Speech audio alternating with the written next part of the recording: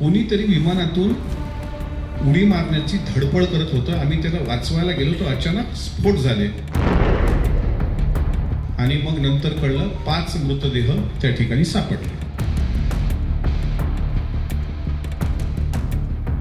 राष्ट्रवादीचे आमदार अमोल मिटकरींचा हा नवा दावा. अमोल मिटकरी सातत्यानं अजित पवारांच्या विमान अपघातावर संशय उपस्थित करतायत. विमानातील प्रवासी संख्या, वैमानिकाची अदलाबदल यावर अमोल मिटकरींनी आधीच प्रश्न उपस्थित करत सखोल चौकशीची मागणी केलेली. आता सीआयडी चौकशी संदर्भात स्वतः मुख्यमंत्री साहेबांनी तसे निर्देश दिले, तशी चौकशी सुरू पण आहे. पण उच्चस्तरीय पण चौकशी याची झाली पाहिजे. स्वतः केंद्राने यात लक्ष घातलं पाहिजे की हे काय आहे, हा घात आहे की घातपात घडून आणलाय की अपघात आहे. मला कोणावर शंका घ्यायची नाहीये, पण माझ्या शंकेचं निराकरण पण व्हावं, कारण हुरहुर वाटते. पण आता अमोल मिटकरींनी यापुढे जात विमानातून एक प्रवासी कसा फरार झाला हे सांगण्याचा प्रयत्न केल्याचं दिसतंय. यासाठी त्यांनी गोजूबावी या गावातील सरपंचांनी दिलेल्या माहितीचा संदर्भ देत पुन्हा एकदा घातपाताचा आरोप केलाय.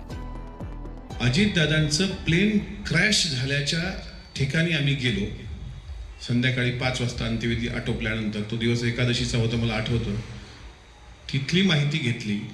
तिथल्या सरपंचांनी असं स्टेटमेंट दिलं होतं की कोणीतरी विमानातून उडी मारण्याची धडपड करत होतं. आम्ही त्याला वाचवायला गेलो तो अचानक स्फोट झाले आणि मग नंतर कळलं 5 मृतदेह त्या ठिकाणी सापडले. UGCA म्हणते की विमानात 6 लोक गेली. सापडतात प्रत्यक्षात 5. अवतीभोवती जी कागदपत्र आहेत ती कुठं जळलेली नसतात.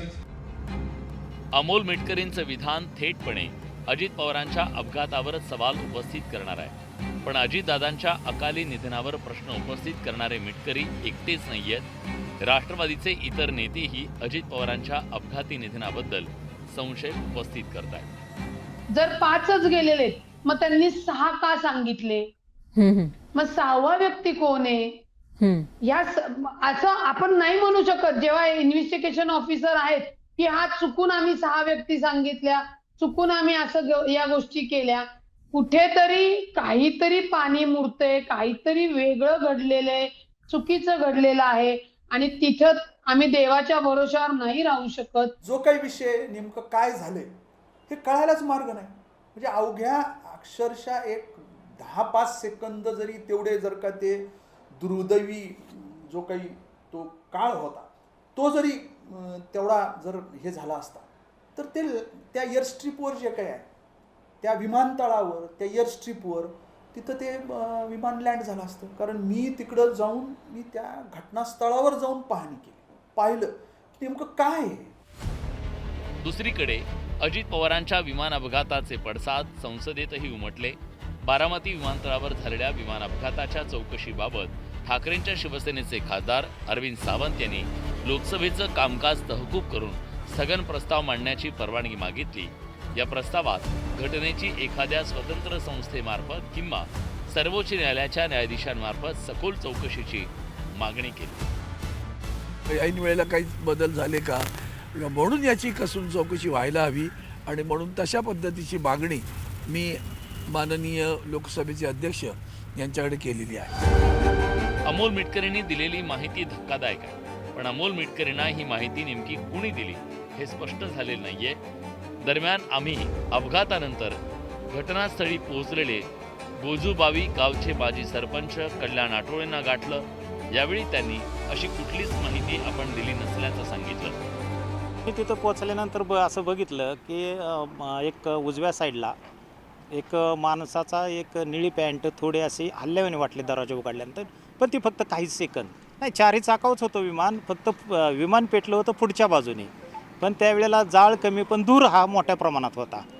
आणि त्यावेळेला एक माणूस तसं वाटलं मला काहीच सेकंद, पण आमच्या गावातल्या एक जण आवाज दिला की सरपंच मागं सरा स्फोट व्हायची शक्यता आहे. त्यावेळी दरवाजातून कोण बाहेर येण्याचा प्रयत्न? नाही, फक्त मला पाय दिसला, तो पण काहीच सेकंद. अजित पवारांच्या अकाली जाण्यानं राज्याच्या राजकारणात मोठी पोकळी निर्माण झाली आहे. त्यांच्या राष्ट्रवादी काँग्रेसचे नेते तर अजूनही अजित पवारांच्या अपघाती मृत्यूच्या धक्क्यातून सावरले नाहीये.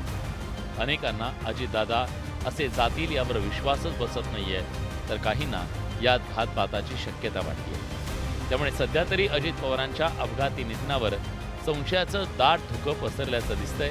हे धुकं दूर होण्यासाठी अजित पवारांच्या निधनाची कारणं लवकरात लवकर समोर येणं गरजेचं आहे. शरद जाधव, न्यूज 18 मराठी, मुंबई.